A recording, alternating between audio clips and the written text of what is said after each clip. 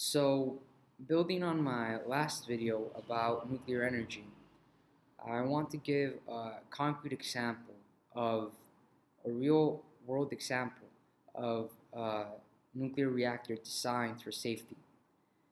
Because what, as I said, has curtailed the potential of nuclear power is that the light water reactor is just which is the dominant type of reactor in the civilian world, is just the scaled up submarine reactor.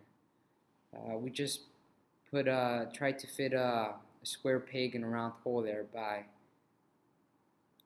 just using what basically amounts to submarine reactors in the civilian world, when we should be deciding around and optimizing around safety for civilian use. So here's a real life example, a real world example, maybe the most notorious example of what a reactor designed around safety looks like. So I'm going to read from Freeman Dyson's memoir here, and I'll leave a link in the description if you want to check it out. It says here, Dyson became interested in the peaceful uses of nuclear energy in 1956 and was invited to La Jolla by Frederick de Hoffman to join his new company, General Atomic.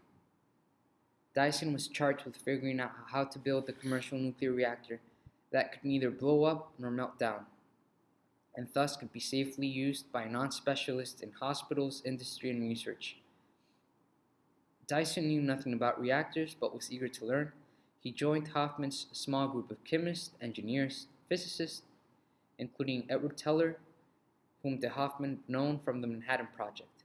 That first summer, the group met in a red schoolhouse in San Diego. Dyson liked General Atomic and found working on a reactor unexpectedly enjoyable.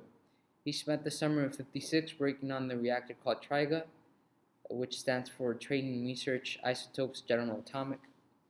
The group in charge of the reactor's design, which included Dyson, was de facto led by Teller. Teller and Dyson disagreed over the design and fought like cats.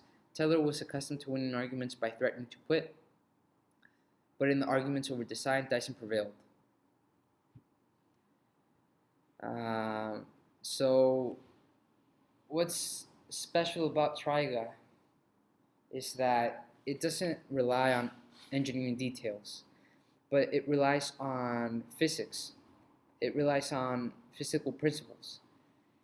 It relies on neutrons interacting with atomic nuclei to halt a nuclear runaway.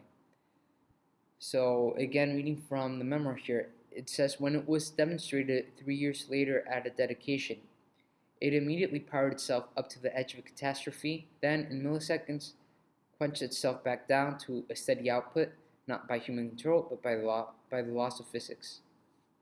Today, 66 trigas have been built in 24 countries. It is the most widely used research reactor in the world.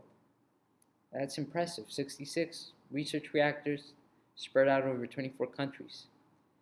And that's a very helpful, it's a helpful reactor. It produces isotopes for medical purposes, and it's a great for research.